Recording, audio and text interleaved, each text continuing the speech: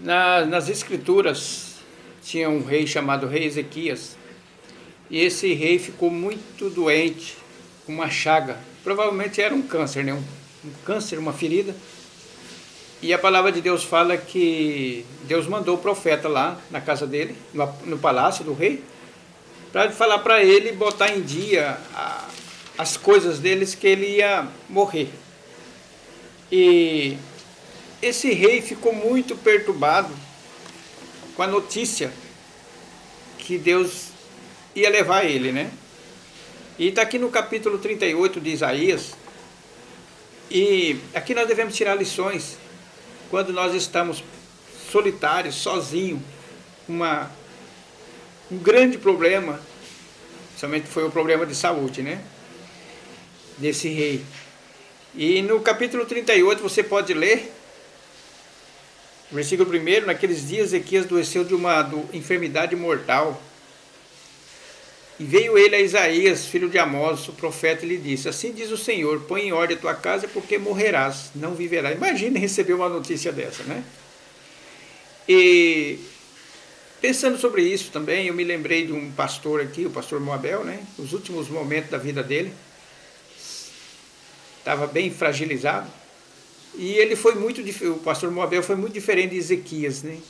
Porque o pastor Moabel não acreditava que Deus estava em todo lugar e que Deus não via certas coisas.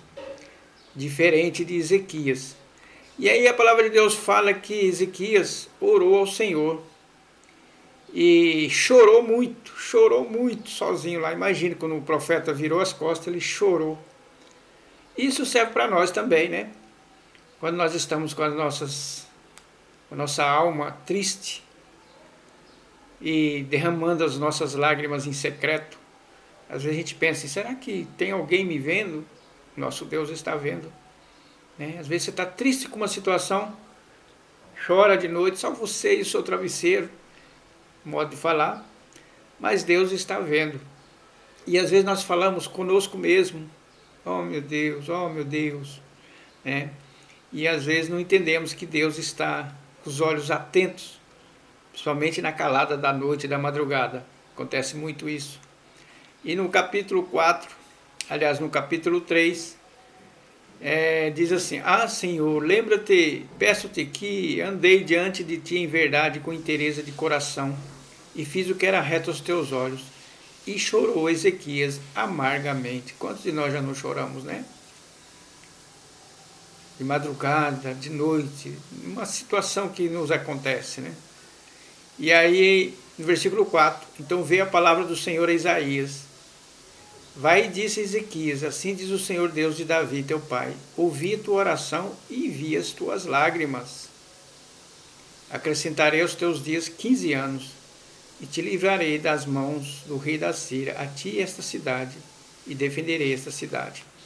Então, às vezes, quando nós estávamos... Eu me lembro quando eu tive um acidente, né? Fiquei lá estendido no chão, olhei para o céu e falei: oh, meu Deus, tem misericórdia de mim, meu Deus, e agora? E Deus estava vendo tudo isso, né?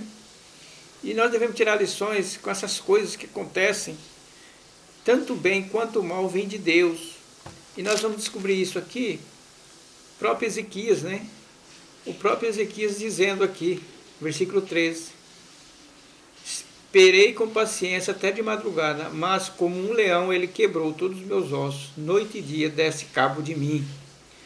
E aí vai falando aqui, né? Ele vai descrevendo, e aí ele fala por que ele teve essa grande aflição.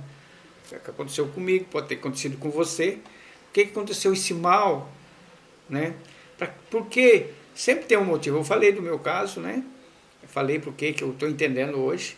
Ezequias entendeu.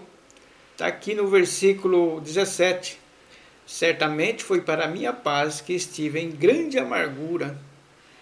Em teu amor abraçaste a minha alma, que não caiu na cova da corrupção. Lançaste para trás das tuas costas todos os meus pecados. Tá vendo? Então ele entendeu por que foi aquilo, né? Por que aconteceu. Era o amor de Deus, por incrível que pareça.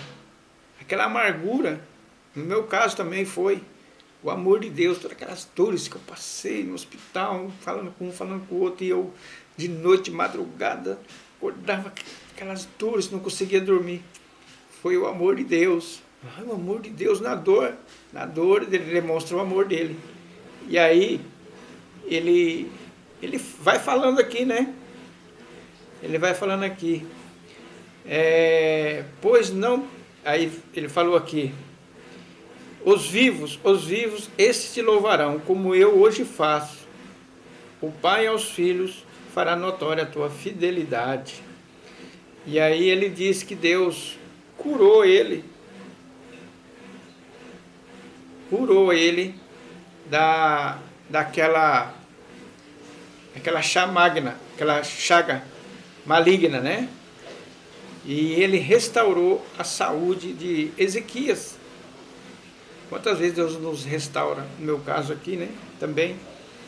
Então, meus amigos, meus irmãos, se você está passando uma grande amargura aí, não pense que você esteja sozinho. Não vá na conversa de pastores, olha, Deus não está em todo lugar, Deus não está observando. Não vá nessa conversa.